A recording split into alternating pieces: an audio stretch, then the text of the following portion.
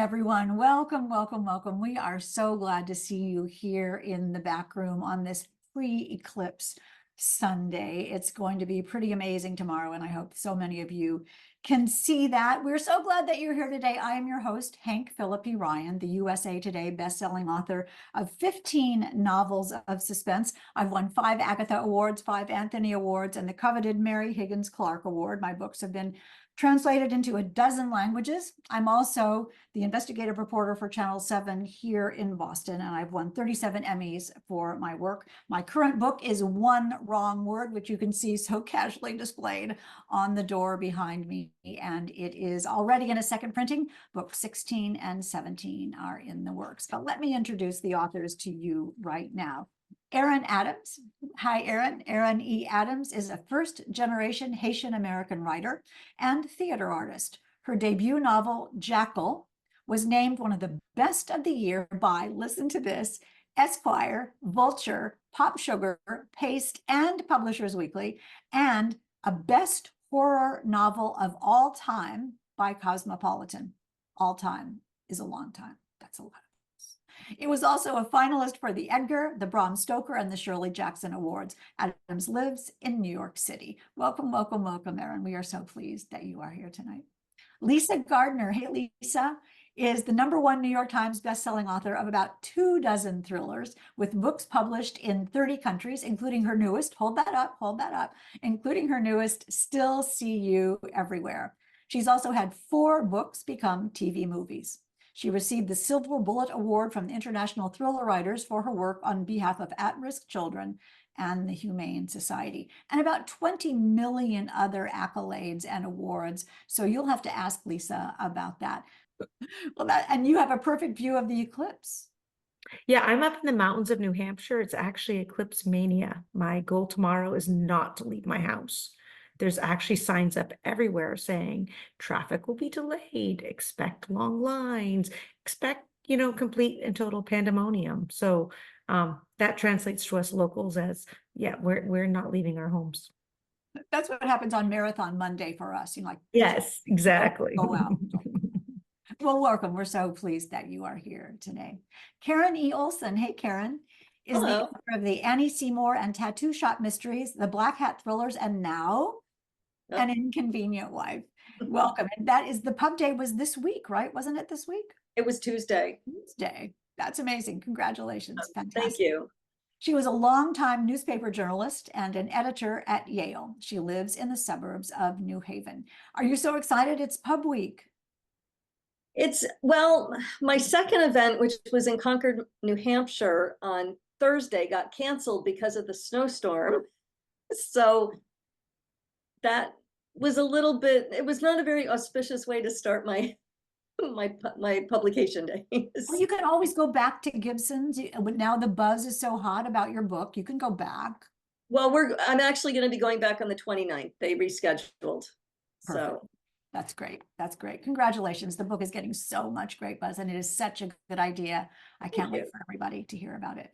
And finally tonight, Carter Wilson, the fabulous Carter Wilson. Hey, Carter, is the USA Today bestselling author of 9 critically acclaimed psychological thrillers, as well as numerous short stories. He is an ITW Thriller Award finalist, 5-time winner of the Colorado Book Award, and his books have been optioned for television and film.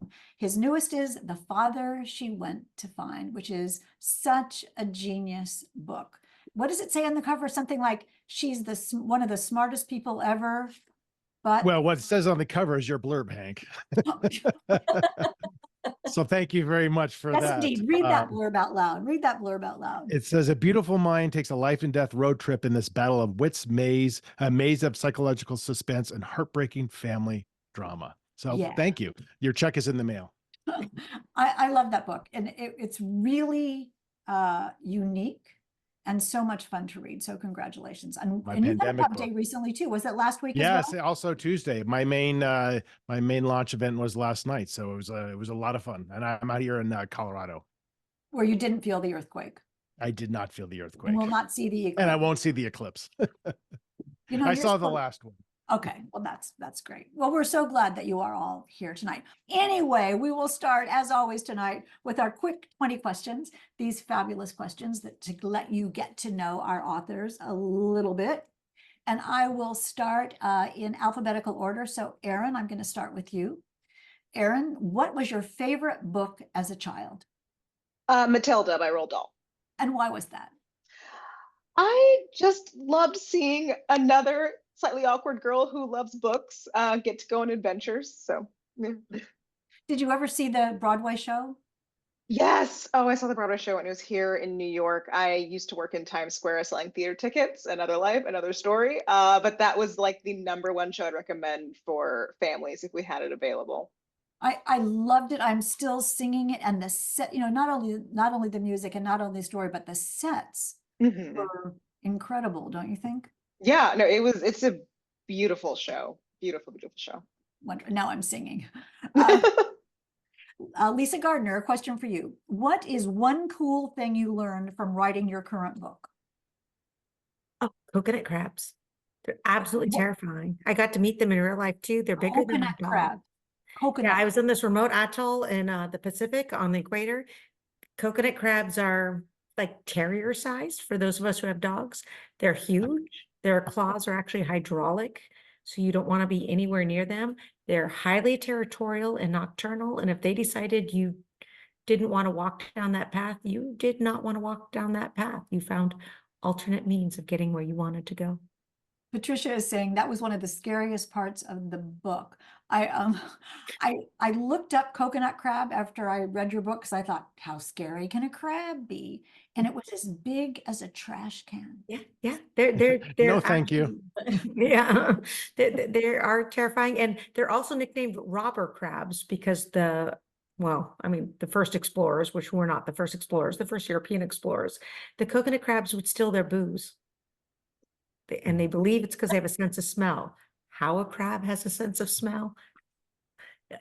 People smarter than me. I was almost going to ask you, do crabs have noses? But we're just going to go on. Karen Olson, would you rather write a first draft or do your editor's changes? Oh, I'd rather do my editor's changes. Because my background is as a copy editor and an editor, and that's the easy part. The actual writing is really hard, but the easy part is I love doing revisions and editing because it's just, the story is there and you just have to work with it. How many of you all like editing better than the first draft?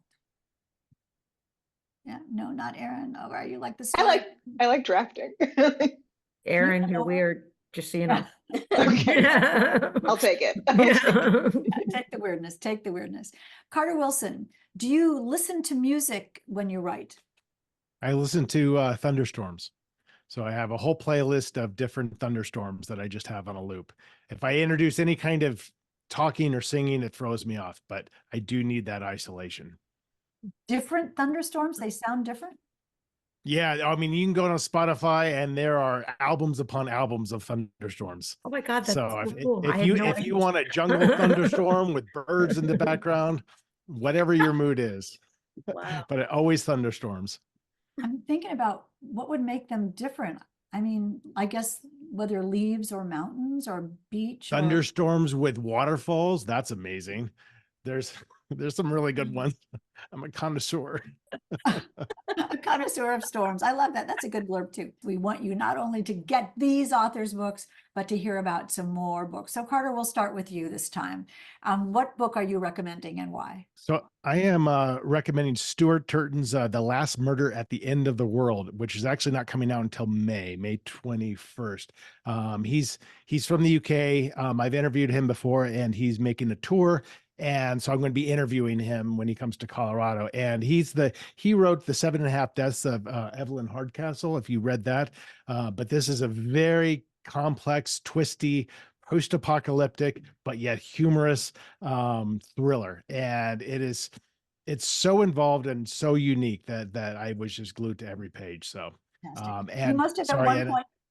Did you at one point tell us Where You End by Abbott Kaler? Yes, sorry, I forgot. For whatever reason, I thought it was this one, but I also read Abbott's "Where You End," which is just blowing up all over the place. And she is not a new author, but she's written under other names, and this is her debut under Abbott Kaler. So I highly recommend that as well. It's very dark, so if you like your thrillers, dark and twisty, I highly recommend that as well. Erin Adams, what book are you recommending? I'm recommending You Know What You Did by KT Nguyen. I just got that. Yes. Oh my God, it's so good. So it comes out next Tuesday, in fact. It is following a first generation immigrant daughter after the death of her mother.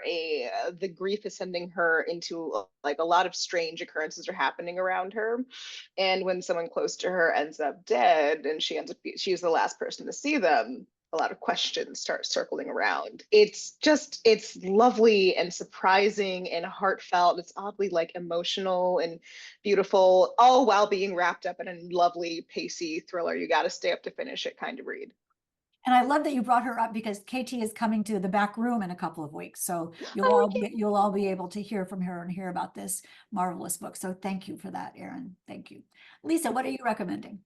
Well, one, I'm really excited now to read the KT's book because, okay, so my new favorite series actually by Christina McDonald is, okay, see, it's hard to do when you're doing the digital things because they send me the arcs, is the Jess Lambert series, What Lies in Darkness, the very first book. See, I get double points. Look, I have so many books here to show you.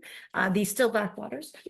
It's a fascinating police procedural where, because of this really, really terrible tragedy where the lead detectives, she lost her family, including her daughter, she now sees ghosts, mostly often her young daughter speaking to her, which is just poignant and powerful if you're a parent. But, you know, the procedural part's great, the suspense part, and it has that emotional edge where, I mean, there's just chapters that just break your heart because how can they not? And yet at the same time, you can't wait to know what's going to happen next. Which is a perfect book. Yeah. Perfect book. And I love it too. She's great, Christina McDonald. Karen Olson, what are you recommending? I am recommending The Bandit Queens by Parini Shroff. I don't know her. I read this book last year and it completely blew me away. And I got the paperback. It's out in paperback now. And it's wonderful. It's about this woman in this small village in India whose husband has disappeared, and everybody in the village thinks that she killed him. So the other women in the village come to her to ask her if she can help them kill their husband. That's great. That's so good. What a great That's so premise. exciting. And it's just it's a wonderful look at this group of women. You know, there's a lot of serious stuff in there because, you know, the women are being abused. And so that's one of the reasons why they're trying to get rid of their husbands. But, you know, and there's a lot about the caste system in India. But it's also, there's a little dog named Bandit who steals the show all the time. And it's a really, really wonderful read. I actually reread it before this.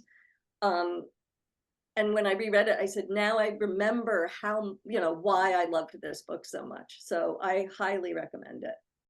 Wasn't that fun? We hope you enjoyed that taste of what a backroom session is like. But more fun comes immediately afterward. That's when the audience is broken up into 4 breakout rooms, and each author in turn visits each room. We'd love to show you what a breakout session is like, because those relaxed face-to-face conversations between best-selling authors and readers are the hallmark of backroom events. But breakout sessions are never recorded because what's said in the back room stays in the back room.